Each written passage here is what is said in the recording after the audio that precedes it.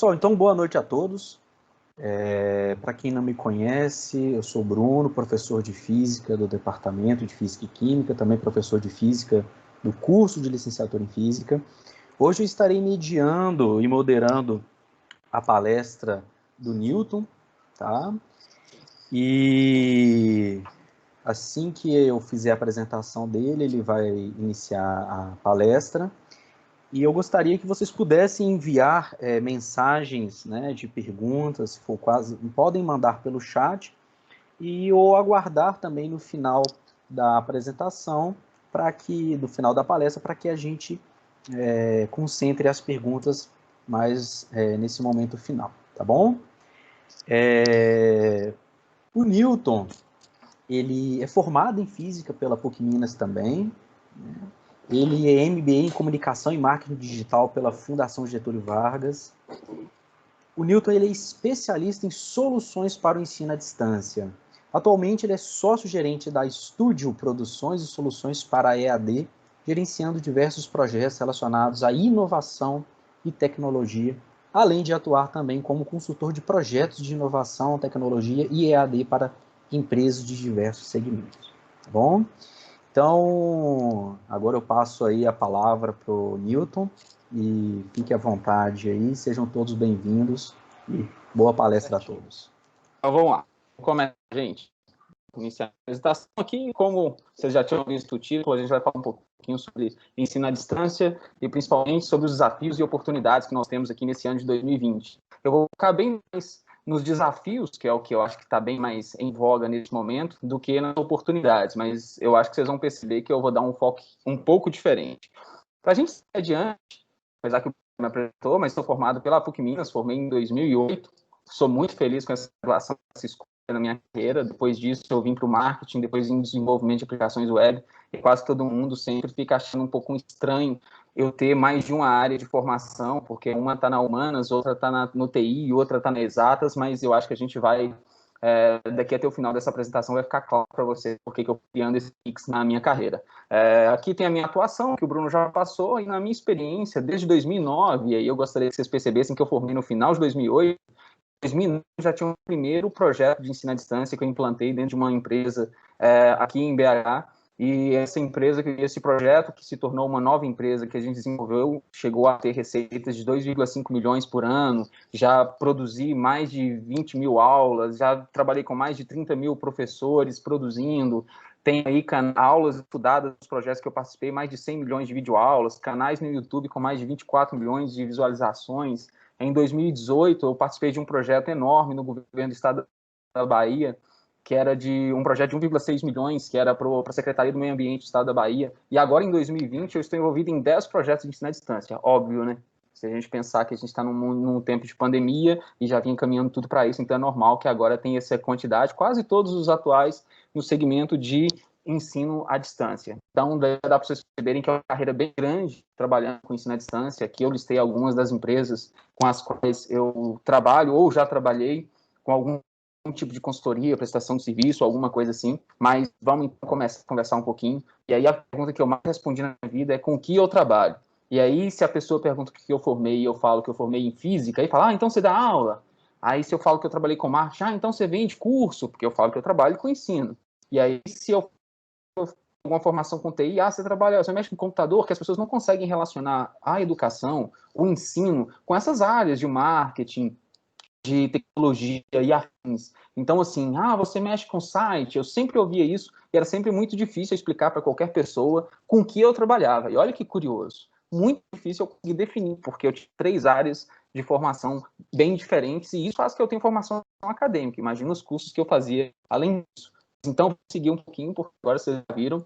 E uma mensagem que eu trago, que isso é muito comum ouvir, é que o que a gente faz hoje não era possível fazer há 15 anos atrás. E o que você vai trabalhar daqui a 10 anos pode nem existir hoje.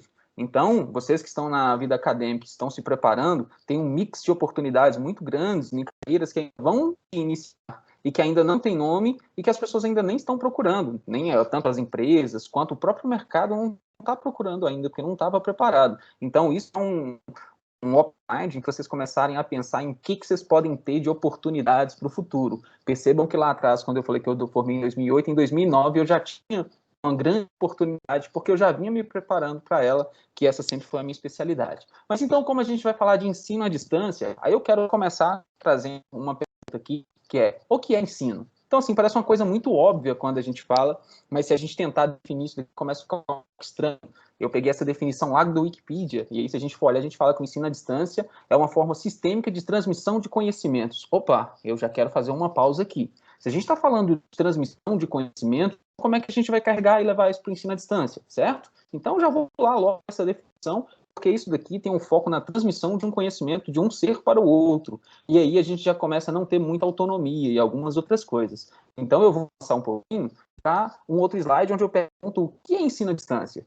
E eu também busquei lá do Wikipedia, onde educação à distância é a educação mediada por tecnologias em que discentes e docentes estão separados espacial ou temporalmente. Então, percebam agora que a gente tem uma relação, inclusive, de espaço e de tempo, né? Não é mera coincidência, mas, ou seja, uma pessoa pode aprender hoje algo que a gente produziu ou criou um ano atrás, ou ela pode estudar daqui a alguns anos algo que a gente produziu hoje. No entanto, vocês vão perceber ao longo dessa nossa conversa que as coisas começam a ter um time muito curto, então fica muito difícil hoje eu reutilizar uma coisa que foi produzida há muito tempo atrás, porque ela começa a ficar um pouco desatualizada. Mas estou falando de ensino à distância, e eu vou melhorar um pouquinho esse termo, que eu começo a perceber que se eu disser ensino, a palavra não está me agradando muito. Então, eu vou mudar essa palavra para aprendizagem. E aí nós vamos ver qual que é o conceito de o que é aprendizagem. E claro, gente, eu não busquei um conceito mais avançado, mais robusto, porque a minha intenção era justamente pegar uma coisa acessível para qualquer pessoa, como se encontra no Google, Wikipedia, e não uma definição conceitual de livros, de pensadores. Então, aprendizagem é o processo pelo qual as competências, habilidades, conhecimentos, comportamento, valores são adquiridos e modificados como resultado do estudo, experiência, formação, raciocínio e observação. Então, por que eu gosto muito mais do termo aprendizagem à distância do que ensino à distância? Se a gente está falando que é uma forma de eu transmitir um conhecimento de uma pessoa para outra, e eu estou falando agora em aprendizagem, e quando a gente fala em aprendizagem, a gente está falando em adquirir, em modificar, isso ser absorvido em forma de estudo, experiência, formação, raciocínio ou observação, então nós temos uma forma muito mais completa de representar o que a gente pode entender como gerar conhecimento para alguém. Essa pessoa gerar, e isso contempla uma pessoa que possa ser um autodidata, alguém que possa descobrir alguma coisa. Então, a ideia de aprendizagem, ela é muito mais completa para a gente, certo? Então, agora, eu quero falar um pouco sobre tecnologia, aprendizagem e evolução. Percebam que lá de trás eu saí do conceito de ensino, passando pela ideia de ensino à distância, para agora envolver os termos de tecnologia, aprendizagem e evolução. E aí vocês já começam a perceber que eu relaciono tecnologia e aprendizagem com ensino à distância, que seria uma definição um pouco mais correta e completa para o que eu quero chegar na frente. Então, vamos pensar no seguinte.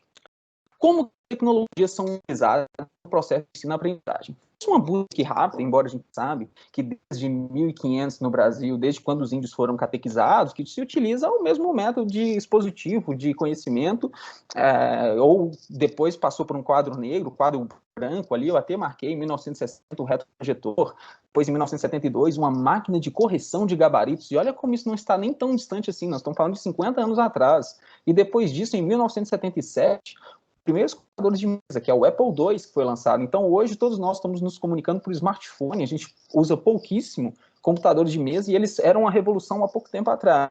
E as louças mágicas também começaram a entrar, as interativas começaram a entrar dentro das escolas entre 1996 a 1999, e agora, por volta de 2010, que começaram a pegar smartphone táblets, e isso pensando em países desenvolvidos, que no Brasil, nem isso a gente tem ainda. Então, eu quero fazer um axis aqui colocar. Se a gente pensar bem, a evolução de tecnologias dentro do ensino, nós estamos resumindo a slides e quadro branco, quadro negro. E se essas tecnologias não foram utilizadas presencialmente, outras inovações, como isso seria utilizado à distância? Então, por isso que agora a gente começa a ter uma dificuldade muito grande das escolas, universidades, empresas, de conseguir fazer isso através da internet. Só que tem um problema. O problema é que o mundo está mudando a uma velocidade muito louca. E perceba que eu estou usando o termo muito louco de propósito. Essa é a frase de um cara chamado Murilo Gun, que talvez nem todos vocês conheçam. Mas quem é Murilo Gun? Esse cara não é um filósofo, não é um pensador, não é um terraplanista e nem é um biólogo. Claro, são os biólogos que estudam mais sobre a evolução humana. Ele é um comediante, palestrante e professor de criatividade. É esse cara aí. Espero que vocês conheçam. Caso não conheçam, lá na frente eu deixo uma referência sobre ele. Mas sobre o que esse cara fala e por que eu trouxe ele? Nesse caso aqui, ele está falando sobre a evolução do mundo. E por que isso é importante para a gente? Porque ele criou uma analogia que eu acho que é muito interessante para a gente começar essa nossa conversa e daqui até o final. A ideia que ele, uma analogia que ele usa muito, é de a gente para imaginar o mundo como sendo uma esteira rolante em alta velocidade. E diz que se a gente chegar, quando a gente nos formar, quando a gente acabar com a nossa formação e for entrar nesse mundo, e a gente entrar em uma velocidade baixa, a gente simplesmente vai cair dessa esteira rolante. Então, o mundo está girando rapidamente e ela exige que a gente já entre no mundo em movimento. Então, hoje, a gente não tem muito tempo para ficar preparando. Quando a gente inicia a nossa carreira profissional, a gente já tem que imaginar iniciar numa alta velocidade. Então, o que ele diz é que você já precisa entrar no mundo se movimentando, certo? Mas aí, eu quero fazer uma outra ideia, que o que é esse movimento, então? Se a gente consegue na nossa vida. Esse movimento, na verdade, é um aprendizado. Então, qual que é a ideia que esse Murilo Gun traz? Ele gosta de fazer uma analogia que é bem a nossa praia. Ele gosta de dizer, e ele busca a nossa equação de velocidade, dizendo que a velocidade é igual à variação do espaço sobre a variação do tempo, que é uma coisa que é muito comum para a gente. Então, a gente consegue entender isso bem claramente, principalmente no livros. Mas mesmo se não fôssemos, qualquer pessoa consegue se lembrar dessa fórmula. E ele se apodera dessa fórmula para poder criar uma fórmula própria, que chama aqui fórmula da evolução. E ele diz que a fórmula da evolução varia de acordo com a aprendizagem em função da variação da mudança do mundo. Olha o que ele quer dizer. Que a gente consegue entender a evolução do mundo de acordo com quanto a gente aprende em função do quanto o mundo se modifica. E aqui eu vou pegar uma licença poética com os biólogos, porque até essa imagem de evolução do homenzinho das cavernas até se transformar em alguém, mas ela representa muito bem o que a gente quer dizer. Agora, por que isso é importante? Porque nós estamos falando que o mundo gira muito rapidamente.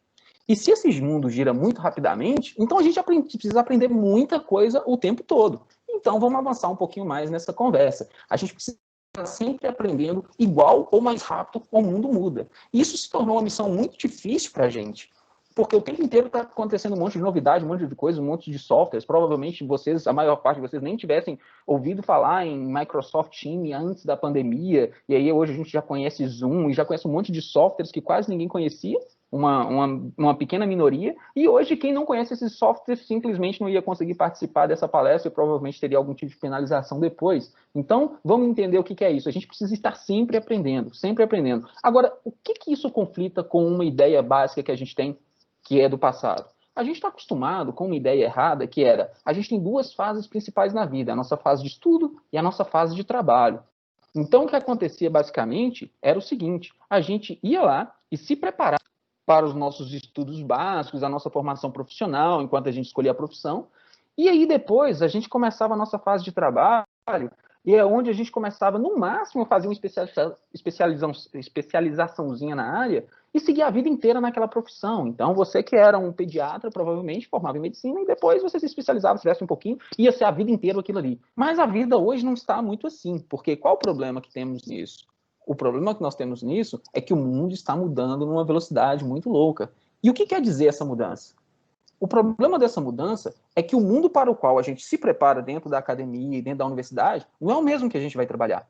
Então, provavelmente, os professores que formaram no ano passado não foram preparados para poder enfrentar esse monte de softwares e sistemas que eles têm que dominar agora para conseguir fazer uma aula, para conseguir dar uma aula e para conseguir entregar aprendizagem para esse aluno. Então a gente começa a ver que as coisas vão se tornando cada vez mais complexas e que fica muito mais difícil a gente acompanhar o ritmo que as coisas estão mudando. Lá na frente a gente vai falar um pouco mais sobre isso, mas eu queria mostrar um pouco mais de informações sobre isso, que é, se o mundo está mudando e precisamos aprender de forma contínua, então nós não temos mais aquela sequência linear de duas fases na vida. Então eu já separei aqui um monte de situações que é, primeiro a gente passa pelo ensino básico, depois a gente vai se especializa ou escolhe uma área de formação e muitas vezes a gente adiciona uma outra habilidade técnica naquilo, que é um idioma, um curso de tecnologia, de computação, alguma coisa. Depois a gente atua profissionalmente, ganha experiência. Depois a gente volta a fazer uma outra especialização e a gente está o tempo inteiro estudando, o tempo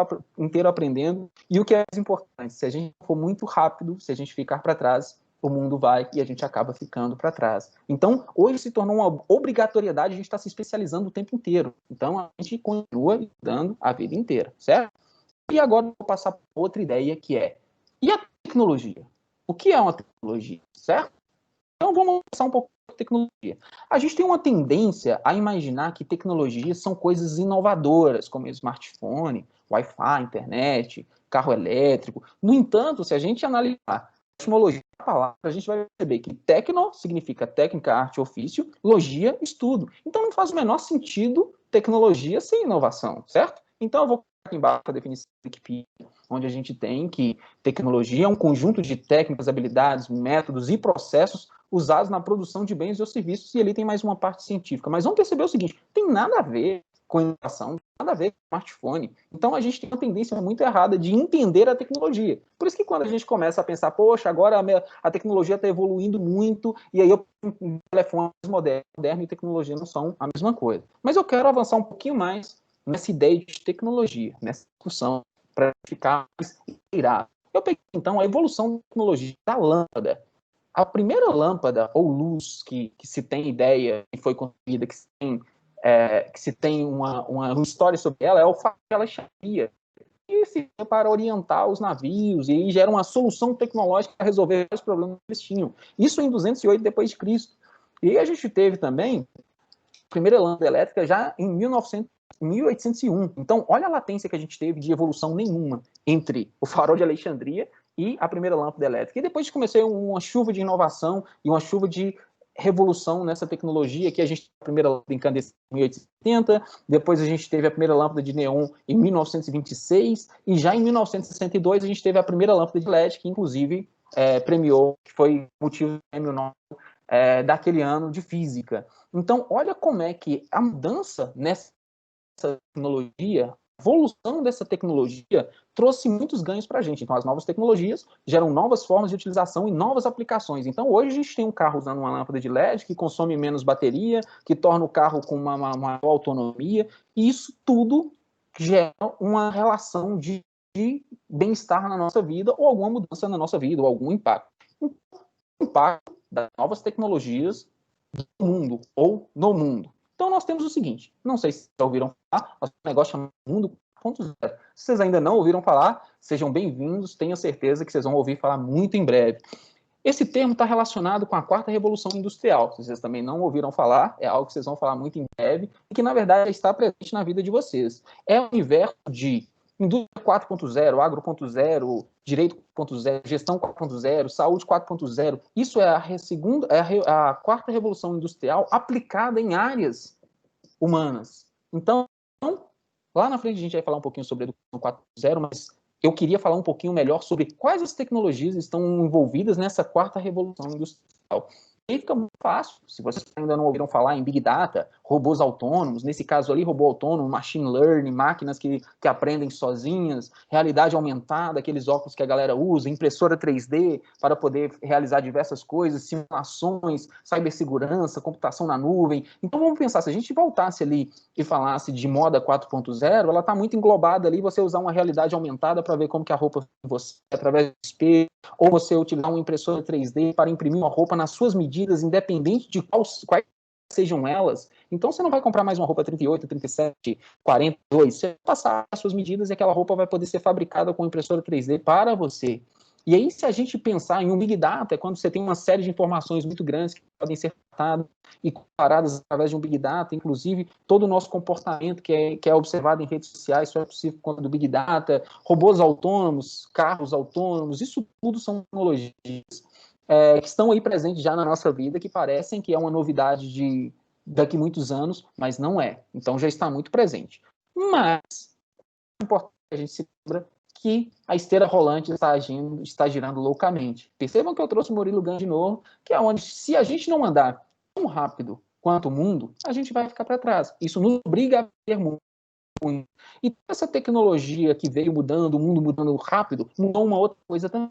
Mudou um negócio que não existe, porque está relacionado com pessoas, que eu chamei ali de aluno 4.0. Qual que é a ideia? Eu só quis fazer ali uma analogia, uma comparaçãozinha que não faz sentido, porque aquilo ali não é um serviço, para a gente perceber que o aluno também teve uma grande mudança no seu comportamento.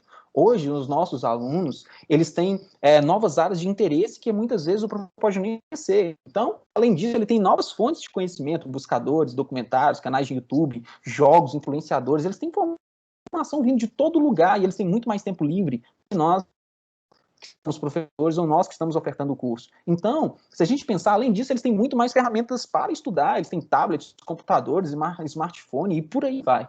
Fora os prestígios, que são relógios, etc. E, além disso, eles têm acesso a muito mais materiais, como vídeos, simuladores, realidade aumentada, etc, etc. Então, perceba como o aluno que está chegando nas escolas hoje não é aquele mesmo aluno tradicional que estávamos acostumados. Então, a gente pode fazer uma pergunta, quer dizer que ficou mais fácil aprender? Não. Com mais acesso à informação, facilita a aquisição de habilidades, conhecimento, comportamento ou valores. Percebam que aquilo ali é a definição lá de trás de aprendizagem. Então, quer dizer que ficou mais fácil aprender? Vamos falar um pouquinho, então, de aprendizagem antes da gente responder aquela pergunta. Vou trazer um cara que provavelmente vocês já devem conhecer, que é o Átila Yamarino, e ele diz uma coisa: o acesso à informação é diferente de aprender. Então, assim, ele dispensa apresentações, embora ele esteja ali como biólogo, youtuber, pesquisador e podcaster, e divulgador científico. E aí vamos pensar, ele enquanto divulgador científico, enquanto professor, provavelmente ele ensina muito mais ciência que boa parte dos professores que estão presentes hoje no mercado dando aula, pelo simples fato que ele adapta a linguagem, adapta a comunicação, tem o foco em divulgar a ciência e ele precisa conquistar a audiência. Não basta ele entregar a informação que ele precisa. Mas isso era apenas um... Vou voltar para a ideia que é o acesso à informação é diferente de aprender. Então, lá atrás, a gente estava perguntando se o aluno, tendo aquela quantidade de informações, iria facilitar a vida dele ao aprender, porque tinha mais mecanismos e mais ferramentas do que nós tínhamos quando nós estávamos no ensino fundamental. Além disso, ele tem mais uma coisa. O fake news é o excesso de informação, porque as pessoas não conseguem interpretar as informações que elas têm acesso. Então, vamos perceber que a chance do aluno ser prejudicado com o volume de informações nos lugares errados é muito maior do que ele ser beneficiado. E, mais que isso, quando a informação, quanto mais informação sem interpretação, pior fica. O que poderia ser pior do que ele não conseguir aprender? Vou mostrar para você. O próprio fala que um conspiracionista terraplanista é diferente de alguém são, porque os dois tiveram acesso à informação, mas apenas o último consegue interpretar a informação. Então, olha do que a gente está falando. As pessoas que têm acesso a muita informação em diversas fontes e não são capazes de interpretar, elas vão, na verdade, se tornar pessoas com informações e certezas erradas e não estão aprendendo. Então, vamos voltar para o nosso aluno 4.0. E no aluno 4.0 eu só gostei de usar esse termo. Então, assim, o nosso aluno tende a ser mais disperso, ou seja, menos interessado, menos tolerante, com menos paciência para as coisas difíceis. Então, assim, vai ficar cada vez mais difícil convencer ele a querer aprender e realizar aquele esforço de aprendizagem, de estudar, melhor dizendo. Então, assim, ele vai ser cada vez mais distraído, ele vai ter mais distrações no processo, que é a internet, smartphone, toca uma mensagem e ele quer pegar para ver na hora, isso dentro da sala de aula. Há um tempo atrás, o aluno que estava um pouquinho disperso, o máximo que acontecia era ele ficar sonolento, fechar o olho, ele não incomoda ninguém. Hoje, o aluno está dentro da sala de aula, apenas fisicamente, muitas vezes ele não está presente. E esse aluno, ele deixou de ser consumidor. O que eu quero dizer com isso? Antes ele estava lá na sala de aula, e agora esse aluno também produz conteúdo. Muitas vezes ele tem um canal no YouTube sobre jogos, sobre qualquer coisa que seja, tem um Instagram, e ele é influenciado por pessoas da área dele, também influencia outros colegas. Então, ele deixou de ser apenas um consumidor de consumir conteúdo, agora ele também produz conteúdo. E, além disso, ele passou a ser influenciador e ele eleger os próprios influencers, inclusive dentro do próprio grupo que ele tem. E tem um problema enorme comportamental, que esse aluno ele tem uma grande dificuldade de lidar com frustrações. Então, notas baixas, falhas, erros, eles não conseguem lidar muito bem com isso, isso é um problema que vem da casa, e não daqui. Mas aqui a gente só está analisando o comportamento dele na sala de aula. Mas se nós temos o mundo 4.0, a indústria 4.0, esse aluno que não é 4.0, mas que eu caracterizei ele assim, então vamos falar sobre outra coisa, que seria o que é a educação 4.0. Então a primeira coisa que a gente pensa, então se a gente pegar um monte de recursos tecnológicos e colocar dentro da educação, ela virou educação 4.0? Não. Isso é educação. Na verdade, educação 4.0 não é apenas oferecer equipamentos e tecnologias de última geração, mas sim utilizá-los para propiciar interação, ludicidade e coletividade. Então, olha como é que nós temos coletividade e interação. Então, mesmo estando afastados, se for o caso, mas que tenha interação e coletividade entre esses alunos. Um pouquinho estranho. Vou fazer um pouquinho mais informação. A educação 4.0 está relacionada com a forma como absorvemos o conhecimento, em um conceito de learn by doing, ou seja, aprender fazendo. Então, vocês percebem que toda aquela coisa que a gente tem na prática de laboratório, tudo aquilo, é uma forma de aprender fazendo. E aqui, nós estamos relacionando a educação 4.0 como uma forma de que, como nós absorvemos o conhecimento. E aí percebe que isso está mais relacionado com a aprendizagem do que com o ensino. Então, absorvemos conhecimento.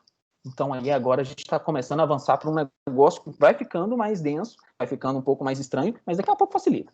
Vou trazer para vocês uma outra pessoa que se chama David Ausubel, talvez vocês já tenham ouvido falar dele, talvez não. Eu, na minha graduação, escrevi muito utilizando o David Ausubel como referência, que ele tem uma teoria da aprendizagem significativa, onde ele propõe que uma aprendizagem prazerosa e eficaz, valorizando os conhecimentos prévios dos alunos para descobrir e redescobrir outros conhecimentos. Então, perceba a ideia que é simples.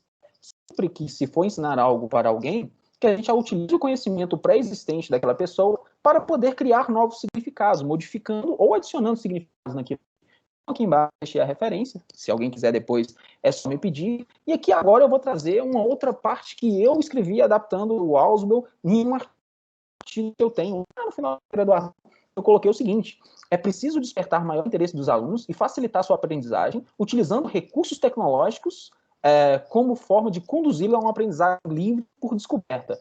Se vocês perceberem, aquilo ali é um texto que foi escrito em 2008, em um dos meus artigos que chamava O Ensino de Física por meio de objetos de aprendizagem, construindo um aplicativo de biomecânica. Então, em 2008, a gente já estava falando sobre tecnologia aí na PUC, utilizando como a orientadora era a Diana Dick, e utilizando como ferramenta várias das aulas que a gente teve durante os laboratórios para construir objetos de aprendizagem para que a gente pudesse conseguir interações maiores com os alunos. E se era de biomecânica, você percebe que a gente tinha esse cuidado de tentar relacionar com o cotidiano do menino, porque dentro da biomecânica a gente estava usando uma ideia de pêndulos, de força, de uma série de coisas que está mais relacionada no dia a dia, ao levantar sacolas, ao academia, umas coisas assim. O intuito era ensinar a ciência, que não era só a física no caso, ensinar a ciência através daquelas coisas do cotidiano que ele já estava envolvido. E aí a gente estava falando sobre aprendizagem significativa. E você vai falar, pô, Newton, mas então me dá um exemplo para isso ficar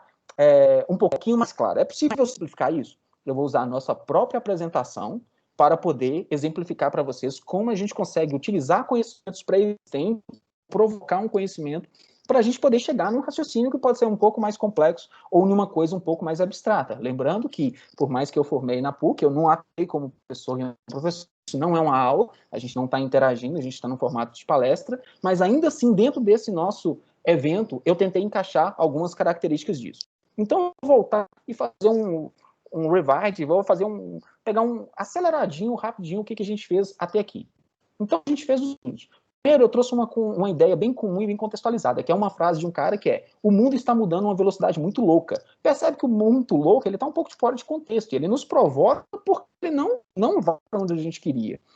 E, além disso, eu trouxe uma fonte desconhecida ou uma fonte inesperada, que era um cara chamado Murilo Gun, que é um comediante. Então, quando eu trago um cara totalmente fora do contexto acadêmico para falar sobre uma coisa que a gente está falando que é um pouco acadêmica, a gente acaba criando um pouco de desconforto. E aí eu ainda trouxe a ideia dele criando uma analogia do mundo girando rápido e relacionando isso com esteira. A esteira, sim, faz parte do nosso cotidiano. Então, perceba que eu estava tentando criar uma relação entre várias coisas. E, além disso, eu trouxe uma relação que ele faz de uma fórmula que a gente está acostumado no nosso cotidiano com uma outra ideia que ele traz, que é a fórmula da evolução, é a variação da aprendizagem dividido pela variação da mudança do mundo. Então, percebe que eu criei uma relação entre um conhecimento pré-existente e uma nova ideia, de modo que a gente absorveu a nova ideia de forma muito simples e muito rápida. Além disso, eu trouxe a ideia da evolução da tecnologia da lâmpada para definir melhor a ideia de tecnologia, que a gente lá no início estava com uma definição um pouco mais incorreta e eu preferi aprofundar nela. Usei uma analogia da evolução da história da lâmpada para a gente poder entender um pouquinho melhor o conceito de tecnologia. E aí eu avancei e aprofundei um pouco mais, chegando na tecnologia e indo para apresentando para vocês a ideia de mundo 4.0, que talvez nem todos dominem. E aí fui além. retomei, então, uma ideia para justificar as mudanças dos comportamentos dos alunos, ou seja, o mundo 4.0, tudo está mudando, o menino está usando uns relógios que são extremamente conectados, celulares extremamente conectados, ele tem acesso a aplicativos que são muito fáceis de utilizar, ele começa a ter preguiça de estudar numa sala de aula. E aí eu ainda aprofundei um pouquinho mais, e fui lá e busquei o Átila, e falei sobre uma apresentação que é uma fonte conhecida por nós, e trouxe uma informação que é uma informação muito atual, que é o acesso à informação, fake news, isso está super em alta, então busquei uma referência científica que é fácil de todo mundo identificar, falei sobre um assunto, e aí sim eu cheguei num cara, David Ausubel, introduzindo a ideia de educação 4.0 e de aprendizagem significativa, que é uma coisa bem mais antiga que ele. Então, se a gente pensar bem, agora a gente tem várias relações entre... Temos relações entre comportamento dos alunos, novas tecnologias, mundo 4.0 e educação 4.0, acesso à informação e fake news, fórmula da evolução do Murilo Gun, que não significa nada nesse caso, é só um lembrete, a gente vai lembrar mais da esteira rolante do que de uma fórmula que ele faz só com a intenção de chamar atenção. Agora a gente já sabe sobre David Ausubel e aprendizagem significativa, ensino, aprendizagem e tecnologia, e o mais importante, os desafios do ensino à distância. Olha quantos desafios a gente já passou e que provavelmente eu acredito que vocês devem conseguir relacionar vários deles com várias situações e vários contextos. Então, os desafios são muitos, mas e as oportunidades? Porque eu que me propus nessa palestra a falar dos desafios e também falar sobre as oportunidades. Então, vamos lá. Uma das coisas que eu queria falar sobre oportunidades são sobre os tipos de cursos online. Talvez vocês nunca tenham parado para pensar nisso, mas eles são bem categorizados. Nós temos os cursos online regulamentados, que são aqueles que são credenciados pelo MEC. E nós temos educação livre, que são... Eu separei em duas categorias, ou educação corporativa, que são cursos livres, que são geralmente produzidos por empresas para funcionários, internamente, isso está super em alta atualmente, ou nós temos os cursos livres não corporativos, que são aqueles que não precisam de autorização e não é feito por empresa. Aí vocês falam, ficou um pouco estranho, vou trazer alguns exemplos aqui para a gente olhar.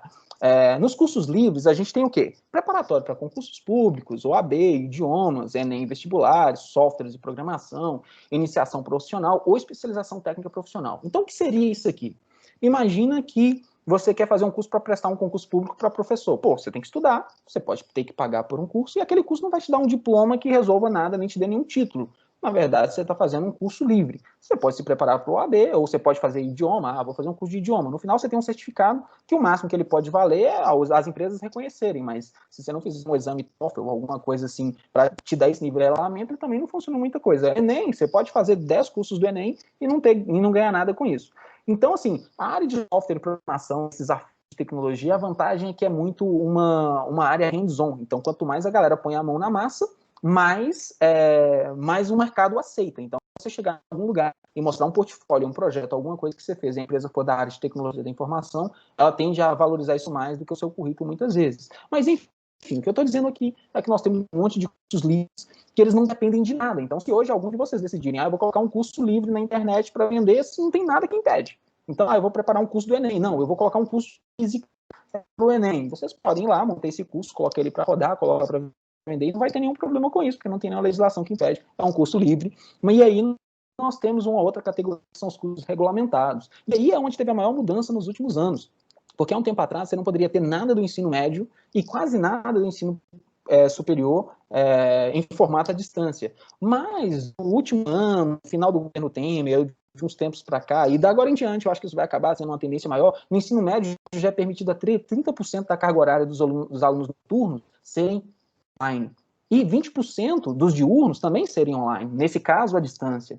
E nos cursos superior, 40% da carga horária vai poder ser à distância, nas pós-graduação a 30%. Então, vamos ficar atento a várias coisas para você que está fazendo sua graduação agora, e vocês já perceberam que a minha pegada é muito mais no sentido da produção, tecnologia. Eu sempre fiquei por trás do ensino, eu nunca fui de dar aula, mas percebam que um professor que tem habilidade nas câmeras, com tecnologia, com informação, ele é muito mais bem visto e bem mais aceito e bem mais remunerado por uma instituição de ensino que vai implantar 30% da carga horária online ou 20% da carga horária online do que a que não domina tecnologia. Então, hoje, se vocês estiverem aptos e dominarem as ferramentas que são utilizadas para ensino à distância, as plataformas e etc., então vocês têm uma chance maior de inserir em empresas ou em colégios maiores que pagam uma maior remuneração, inclusive uma pós-graduação online, que nós vamos pensar que se ela é 100% online, por exemplo, uma pós-graduação, você pode, inclusive, ministrar a sua aula para qualquer outro estado. Eu já cheguei a fazer transmissões para professores que daqui de Belo Horizonte transmitindo aula para a USP. Então, olha como é que essa dinâmica começou a mudar significativamente. E o ensino à distância ele tem um custo relativamente bem mais barato, e o custo de você deslocar um profissional de uma área para outra, um especialista, é muito maior do que a despesa do EAD nesse caso. Mas aqui, assim, eu só queria deixar essa possibilidade para vocês entenderem que é muito possível vocês não, assim como professores, terem mais oportunidades, ou como tecnologia também. Mas aí eu quero trazer um outro gráficozinho, já está quase terminando. Então eu quero trazer um gráficozinho que é onde aponta que em 2023 as pós-graduações vão ser mais online do que presencial. E isso tem a folha ali embaixo, depois dá até para ver melhor, mas isso é um dado que não é de agora, porque se a gente for pensar agora na pandemia, está 100% online, nem tem presencial. Então, ali está escrito, em 2023 as instituições privadas terão mais alunos no ensino à distância do que em presencial. Indica a pesquisa da Associação Brasileira de Mantenedores de Ensinos Superior, por exemplo. Então, se isso não é uma tendência em oportunidade, o que é? Eu trouxe um outro gráfico ainda, esse daqui está medindo a relação entre ensino à distância, semipresencial e presencial. Então, nós temos ali o azulzinho como ensino à distância, o cinza como semipresencial e o laranja como presencial. Vocês percebam que o presencial vai caindo drasticamente e o semipresencial e o semipresencial e o EAD vão crescendo numa proporção razoável. E aqui agora eu trago assim, não, Nilton, mas e hoje? Qual que é a oportunidade que eu tenho hoje? Eu trouxe uma vaga que está disponível, ou estava, pelo menos, até 3 dias atrás, uma vaga para coordenador de educação à distância. E aí, eu queria que vocês se lembrassem que isso é uma profissão que não existe. Não existe coordenador de ensino à distância. E aí, nós vamos pegar aqui nível de experiência júnior, ou seja, não está exigindo que você seja expert, que você tenha passado em 50 empresas como coordenador. Você pode começar essa carreira como júnior. Qual que é o setor que está enquadrando esse profissional? Marketing, publicidade, tecnologia da informação e serviços. Isso não é um professor, não está sendo enquadrado na parte de ensino. E qual que é o tipo de emprego? Tempo integral. Eu separei alguns requisitos, eles tinham mais que esses, eu separei alguns requisitos. Formação na área da educação com ênfase em AD ou tecnologia da informação. Você vai falar assim, poxa, Nilton, mas eu estou estudando licenciatura. Cara, a formação que a PUC dá, se vocês aproveitarem muito bem, essa formação não traz os diplomas com ênfase em ensino à distância, mas você pode ter ênfase em ensino à distância com publicação de artigo, projeto de final de curso, alguns cursos adicionais. No final, eu quero mostrar os projetos que eu produzi enquanto eu estava na graduação, e vocês vão ver que isso daqui é muito fácil de ter, não é nada complicado. Hoje em dia, vocês já devem desenvolver artigos, vocês têm professores que são experts nessa parte também. Então, assim, desejável especialização em tecnologias digitais aplicadas à educação, gestão de projetos e educação à distância. Conhecimento de soluções educacionais. O que é soluções educacionais? Não é Moodle, né? A gente tem que dominar algumas das plataformas, o próprio software que vocês estão usando agora são uma das partes, mas tem um pouquinho mais que isso, exige um pouco de dedicação sobre isso. Conhecimento atualizado a respeito de leis e das diretrizes educacionais, incluindo a EAD. Vocês verem que eu passei aqui algumas leis das principais de EAD, eu passei até informações sobre elas, não tem muito mais do que isso. É uma coisa relativamente tranquila de ter. Então, se vocês prestarem atenção ali, em nenhum momento falou, você deve ter um curso de licenciatura. Então, agora, voltando no que eu falei sobre a minha formação, que eu tenho formação de marketing, tenho em tecnologia da informação e desenvolvimento de aplicações web, e tenho em física, que é a licenciatura e educação. Então, agora vocês já começam a entender o tipo de vaga que eu concorro. Então, eu não concorri a essa vaga, porque, enfim, não é uma vaga do meu interesse, mas para vocês terem uma ideia, eu imagino que um coordenador, pensando no cargo, ele tem um salário em torno de R$8.000 a R$10.000, eu imagino. E isso, se você pesquisar no Google hoje, por esse tipo de vaga, não existe. Isso é uma super tendência, foi a primeira que eu recebi, identifiquei, que eu quis trazer para vocês. Então, isso mostra como as oportunidades estão chegando para a gente. E aí eu volto naquela frase que eu coloquei lá no início. O que eu faço hoje não era possível ser feito há 15 anos atrás. E o que a gente vai fazer, ou o que vocês vão fazer daqui a 10 anos, pode nem existir hoje. Então, essas vagas para ensino à distância e para outras coisas, não estão aí pelo simples fato que nenhuma empresa tinha se atentado para precisar de um profissional desse. O que aconteceu foi a pandemia veio, as escolas começaram a fechar, ou fechar no sentido de não poder receber pessoas, e aí eles falaram, pô, a gente coloca uma câmera para transmitir, vamos chamar a galera que trabalha com filmagem, vamos trabalhar o pessoal do a galera de um estúdio, e a galera transmite o vídeo pra gente, tá tudo resolvido. O problema é que os alunos não estão conseguindo aprender direito, os horários estão organizados, tá tudo estranho, e eles têm que conciliar muitos alunos, e para eles sabem mexer com presencial, nem todo mundo está apto a conseguir mexer com curso online, e agora eles começaram a se tocar e falar, opa, se eu trouxer alguém que sabe como funciona isso, como que eu envolvo essas tecnologias e essas coisas no ensino, então eu posso continuar a ter um ensino à distância, não basta eu transformar o offline no online transmitindo um vídeo, que isso não vai resolver o meu problema. Então é isso. Para finalizar, quero trazer aqui para vocês uma sugestão de pesquisar sobre educação 4.0, também sobre aprendizagem significativa. Eu coloquei o Átila e a Marindo ali, os dois vídeos como referência que eu usei para vocês poderem olhar, que é Educação para o Futuro e Como Aprender Melhor. Murilo Gun, As Escolas Matam a Aprendizagem. Esse cara do meio, ele é aqui de Belo Horizonte, amicíssimo meu, chama Felipe Ghisoli, tem um canal de física, chamado Universo Narrado, onde ele relaciona várias coisas envolvendo poesia, física, ciência e várias coisas assim. Ele é um divulgador de ciência. E se vocês acessarem o canal dele, vocês vão ver que eles têm uma pegada muito legal sobre como produzir material ou como produzir vídeo de divulgação de ciência. Vou tentar colocar aqui, ele é como se fosse uma ideologia do Átila, mas com uma pegada para física e para conceito. E lá tem alguns vídeos que eu já produzi com ele, inclusive com mão desenhando sobre física moderna, que eu recomendo muito, que eu acho que vocês vão gostar bastante. E para finalizar, meu último slide aqui, eu trouxe aqui uma lista curtinha das coisas, dentre as que eu desenvolvi durante a graduação, ali por ordem de cronograma, para vocês verem que em 2007 eu fazia parte de um grupo de colegas, claro, que a gente tinha um artigo que chamava Construindo um coletor solar a baixo custo, : uma oportunidade para ensinar física.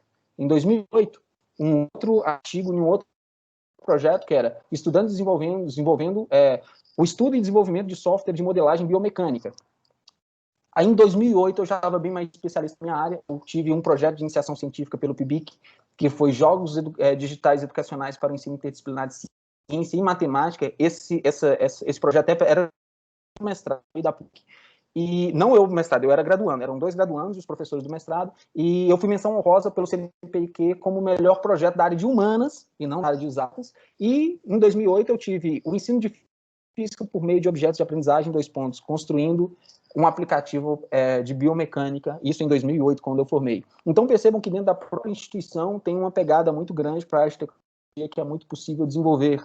Quando eu precisei de softwares, a PUC comprou softwares caríssimos na época para o projeto de pesquisa para que a gente pudesse resolver. Então, deixo o meu e-mail ali, meu nome, se alguém tiver dúvidas, a gente vai para as dúvidas agora. Se futuramente quiserem conversar, se em algum momento quiserem trocar alguma ideia, vamos aí para isso, vai ser um prazer. Estudei na PUC, gosto muito da PUC.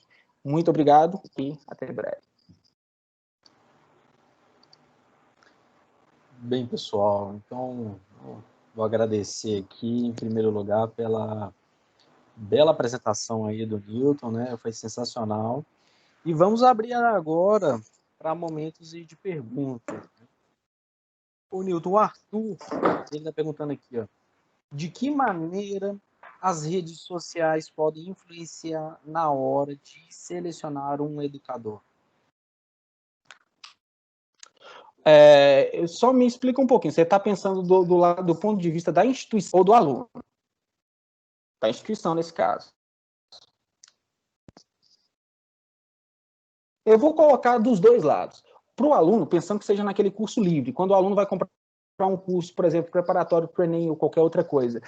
Um dos primeiros critérios que eles começam a avaliar, o professor, ele tenta pesquisar aquele professor em algum lugar, não só redes sociais, no Google também. Então, se você pesquisar o nome de qualquer autor no Google, ele vai te trazer uma série de informações. Então, o aluno ele começa a criar uma pré-resistência ao professor se ele chega na rede social e o professor tem 20 seguidores. Ou então, se o professor não transparece ser um professor na rede social. Na rede social é alguém que vive em praia, só curtindo, só vivendo, mas é um professor. E para a instituição pesa muito qual que é a relação desse profissional com os seus alunos. Porque a instituição, quando ela vai contratar, hoje, além da preocupação que ela tem com a qualidade da aula que ele vai ter, hoje em dia, qualquer professor cometendo algum erro em rede social gera uma repercussão na imagem dessa instituição. Isso hoje é uma preocupação muito grande, que vamos trazer uma situação concreta atual. Um professor que hoje manifeste a favor ou contra a situação política, ele gera um transtorno muito grande para a instituição. Então, se é uma pessoa, isso é muito fácil de perceber por redes sociais, de acordo com o tipo de publicação que eles têm. Então, as instituições hoje, elas não estão lá procurando assim, quantos seguidores ele tem. Eles usam só para tentar conhecer um pouquinho mais aquele profissional antes de contratá-lo, não antes de avaliar, que a avaliação ele tem que ser avaliado no início. Vai avaliar sua aula, vai avaliar seu resultado, vai avaliar sua dinâmica de ensinar, mas na hora de contratar é mais um RH que está preocupado com essa questão de como você é nas redes sociais.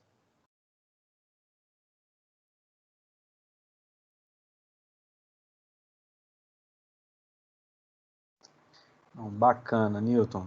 Tem uma outra pergunta aqui, ó, da Luiziane, tá? Você pode ficar à vontade para ler aí também e responder, tá? Tem uma pergunta logo em seguida aí do Júnior, né? O ensino híbrido vai ser uma tendência para os próximos anos? Eu vou começar pela Luiziane, e eu só vou terminar de ler aqui. Olha, Luiziane, o que acontece? Eu entendo perfeitamente você quis dizer. Mas quando a gente pensa em EAD, assim, eu concordo que foi assim, de uma forma abrupta, todo mundo tem que aceitar o ensino à distância e tem que aceitá-lo, mas uma das coisas o ensino à distância não é isso que as pessoas estão vivendo agora. Então agora a gente está vivendo uma situação remota, virtual, do que seria quase uma aula presencial, porque ninguém estava preparado, nem as instituições, nem os alunos. Então, quando eu escrevo algumas vezes sobre ensino à distância, o que eu coloco as escolas vinham postergando ao máximo e os alunos vinham se negando ao máximo aquilo ali. Então, quase todo mundo podia ter 2 disciplinas ofertadas online, mas quase ninguém nunca levou muito a sério. Às vezes a gente escolhia aquela disciplina que a gente não tinha muito interesse só para ficar livre dela. Então, o que eu concordo e acho sim que vai começar a ter essa preparação, e essa preparação é justamente isso. A instituição começou a ver que mais cedo ou mais tarde ela vai ter que se adequar a essa realidade. Então, assim, eu vou fazer uma analogia como se fosse a TV aberta, que durante muito tempo tentou resistir, e aí chegou num ponto que ela começou a oferecer conteúdo também online, porque não tem mais para onde correr. Então, assim, para os alunos, eles começaram a se negar muito, porque o material não tá adaptado para ele conseguir estudar de casa.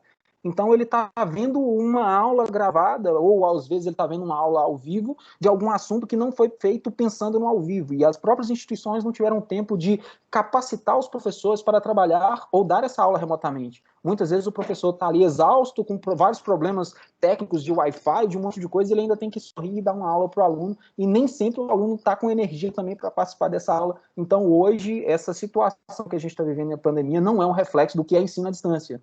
Hoje a gente está vivendo um ensino de pandemia.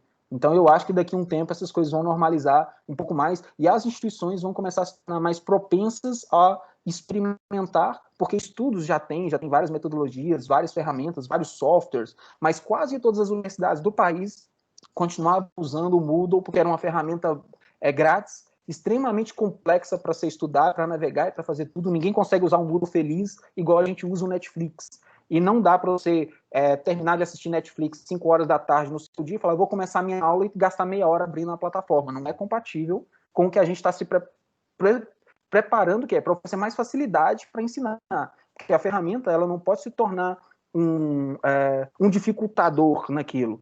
O ensino online nunca vai substituir o presencial. Nós estamos falando de ter ferramentas para potencializar o ensino. Então, se a gente fizer uma conta básica, o tempo que a gente leva no trânsito, mais o tempo que a gente estuda na universidade, tem diversas disciplinas que a gente poderia estudar remotamente. E aí, voltando lá na apresentação que eu falei que o tempo gira muito rápido, então uma graduação de 4 anos poderia ter sido feita em 3, desde que o aluno quisesse fazer em 3 ou em 2,5. Ele poderia fazer boa parte dessas disciplinas que não exigem um contato tão direto com o professor, ela poderia ser feita à distância, remotamente, talvez com mais qualidade, desde que envolvesse as ferramentas adequadas. Acho que deu para responder mais ou menos o que você tinha colocado. Aí o Júnior é basicamente isso que eu coloquei, sobre o ensino híbrido ser uma tendência. Vamos pensar no nosso caso. Impossível você ensinar uma coisa que você aprende no laboratório através de um simulador. O simulador ele vai te ajudar a experimentar muito mais sem medo. Então, se a gente chega lá no motor para fazer um teste e começa a fazer um monte de bagunças com ele, começa a ficar estranho. A gente não pode. Vai pegar o motor de estilo, a gente não vai ficar zoando lá com ele. No simulador, a gente pode fazer um monte de coisa. Imagina um simulador 3D, onde a gente possa usar um óculos virtual e manipulá-lo ele. Então, a gente poder manipular antes nos dá mais segurança para quando chegar no laboratório, a gente poder utilizar da forma correta. Então, esse ensino híbrido, eu acho que ele é uma tendência muito grande para as instituições que têm esse porte, que são as instituições que vão oferecer cursos bons. Porque até então, até pouco tempo, os cursos de graduação online que a gente tem, eu acho que era contabilidade, e uns 3 cursos, assim, não que eles sejam inferiores, mas uns cursos que vai exigir mais leitura e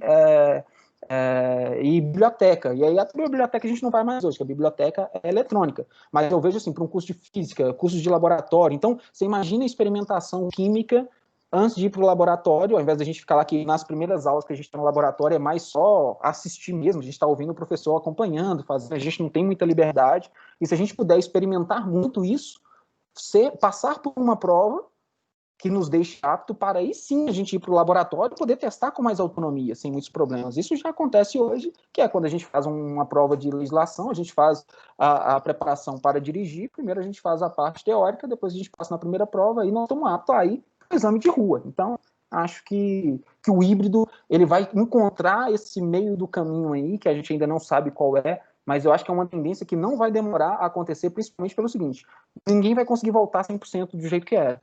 Mas a partir de quando voltar, vai ter que se definir o que vai voltar num primeiro momento. Então, é melhor priorizar o que não dá para ser online, não dá para ser online ser presencial, e o que pode ser online, manter online por mais um tempo. Eu acho que é uma tendência muito grande.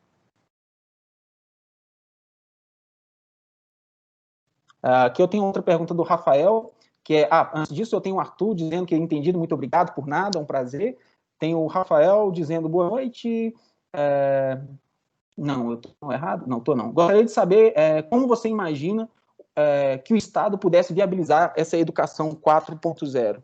Olha, se tratando do Estado, começa a ficar um pouco mais complicado um monte de coisas, que a gente sabe que o Estado tende a negligenciar o ensino. E aí não basta ele colocar ferramentas e colocar computadores, que ele precisa oferecer para os professores uma série de treinamentos, uma série de especialização para eles colocarem isso. Mas, no entanto, a gente tem um monte de recursos que os próprios alunos já trazem para dentro da sala de aula. Hoje em dia, os alunos têm acesso, se brincar, tem um computador melhor que o professor, se brincar, tem um celular melhor que o professor. Então, eu acho que com a criatividade, e aí eu vou pegar o meu primeiro artigo que eu fiz na PUC, que foi construindo um coletor solar a baixo custo e como ensinar física com isso. Por que a gente usou um coletor solar a baixo custo? O coletor ele era feito com base em garrafa PET, em caixinha de leite, uma série de coisas. Então, o professor ele tende a ser muito criativo.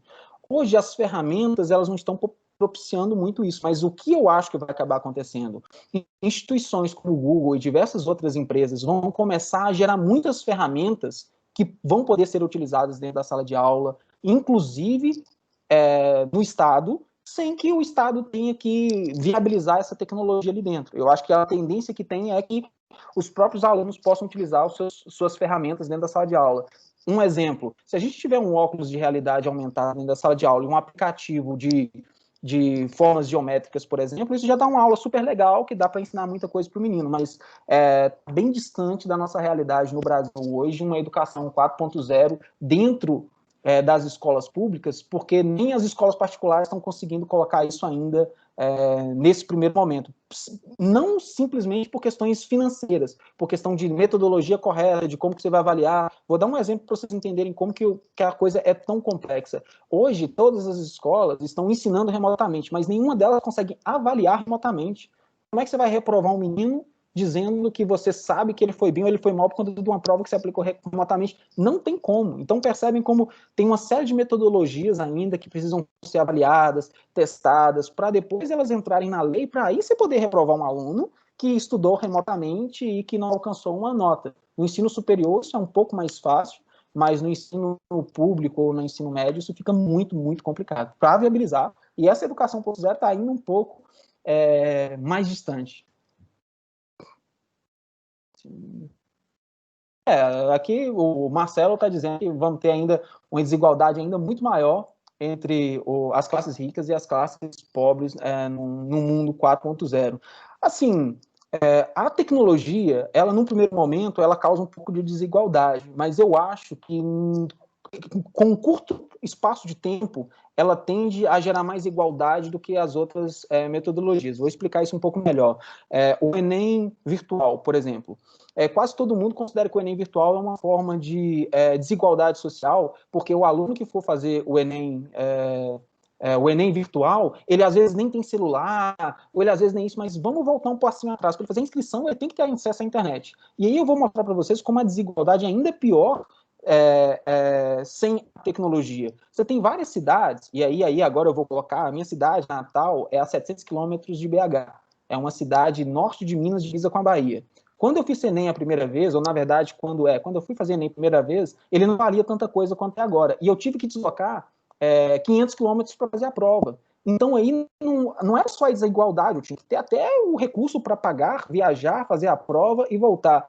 Então a desigualdade social não era só na questão de preparação, era inclusive o quão descansado eu vou estar para fazer essa prova. Então era difícil competir com quem estava levantando em casa, tomando café e indo fazer a prova. Eu acho que se a prova fosse na minha cidade, na época, e eu pudesse fazê-la pela internet, eu teria mais chances competitivas do que eu já não tinha. Então, entendam o que eu estou querendo dizer. É desigual, mas a tecnologia pode aproximar isso um pouco melhor. E aí eu avanço um pouquinho mais falando que, poxa, a tecnologia, como, por exemplo, um celular, pode te permitir estudar e ter acesso a aulas muito boas, inclusive fazer o Enem virtual. No entanto, o que encarece o celular hoje são os impostos. Cerca de 50% do valor do celular é um imposto. Então, se o Brasil tivesse um incentivo, o governo federal tivesse um incentivo para ter um celular feito para se estudar com vários bloqueios, e tivesse um incentivo fiscal, provavelmente a gente conseguiria dar acesso a ensino de qualidade para muito mais gente utilizando a tecnologia. E aí, se a gente for pensar internet, uma série de coisas, isso para o governo funciona quase tudo como concessão. Então, pensando no ensino à distância, ele pode ser inclusivo, desde que tenha assim, o interesse de querer usar ele como uma forma de incluir as pessoas, porque simplesmente jogar a tecnologia não é o suficiente. Então você pensa, quantas empresas hoje teriam interesse de oferecer um celular a baixo custo para uma pessoa estudar numa escola pública? Por que ela teria interesse? Porque a pessoa não usa o celular só para estudar, ela usa também para comercializar, comprar e fazer diversas outras coisas. Então, quando essa pessoa tem acesso a essa tecnologia, você se torna um potencial cliente para outras coisas. E se um celular custasse R$ 250, vamos fazer uma conta rápida. O livro didático que é ofertado para esse aluno, que dura 1 ano e que muitas vezes nem é entregue para ele, custa mais caro do que um celular de R$ 250. E a mídia digital pode ser entregue para todo mundo.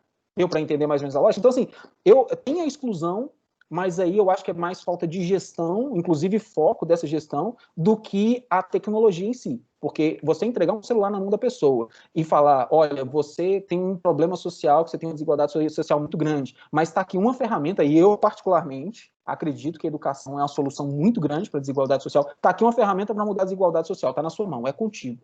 É claro que nem todo mundo vai conseguir estudar à distância, mas quem quiser vai conseguir estudar à distância e ficar muito mais igual na hora da prova do que a gente que estuda numa escola pública para o cara que estuda numa escola particular presencialmente. Porque o professor, o Estado, ele tem plena condição de fazer uma licitação, pegar os melhores professores, os melhores materiais, os melhores livros e entregar para todos os alunos, porque tem dinheiro para isso. Já uma escola pública não dá para você colocar os melhores professores em milhares de escolas públicas. Vou agradecer o Gabriel aqui, que disse que está de boca aberta. Muito obrigado, Gabriel. Obrigado, Marcelo, também, disse que está parabenizando. Obrigado, Christian, César, muito obrigado. Como sempre, nós homens dominando a física. Não que isso seja um problema, inclusive vocês devem perceber que meu slide estava todo bem destacado em rosa, porque nós estamos no Outubro Rosa, só que eu não vi nenhuma menina aqui para poder fazer essa referência.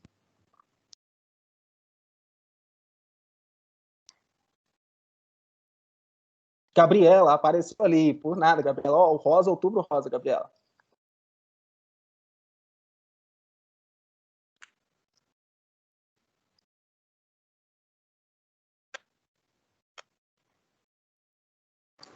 Show de bola, pessoal. Mais alguém tem alguma pergunta, algum comentário que queira fazer aí com o Newton?